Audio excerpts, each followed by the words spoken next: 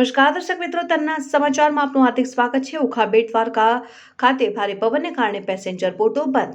અનેક યાત્રિકો અને પ્રવાસીઓ પરેશાન। ઓખાના દરિયામાં ભારે પવન અને મોજાઓ તોફાની બનતા પ્રવાસીઓની સલામતી માટે આજ સવારથી જ પેસેન્જર બોટો બંધ રખાઈ છે, જેને કારણે યાત્રિકો દર્શનથી વંચિત રહ્યા હતા અને અહીં જેટી પર પ્રાથમિક સુવિધાનો અભાવ જોવા મળે છે। બોટમાં ચડવા ઉતરવા માટે સેફટી રેલિંગ હોવી જોઈએ, જે કાંઈ નથી। પગથિયા પણ તૂટેલા અને સેવાળ બાજેલી હોય છે। અહીં બેસવા માટે બાકડા પણ નથી। પીવાના પાણીની હાલત આવેડા જેવી છે। અહીં ગંદકીના ગજ જોવા મળે છે। અહીં સીસીટીવી કેમેરાનો પણ અભાવ છે। તંત્ર જીએમબી દ્વારા બોટો ડિટેઇન કરીને લાયસન્સ જપ્ત કરી સંતોષ માને છે। અહીં ઉચ્ચ કક્ષાએ તપાસ થાય તેવી લોકમાંગ ઉઠવા પામી છે। રિપોર્ટર હરેશ ગોકાણી, તન્ના સમાચાર, ઓખા।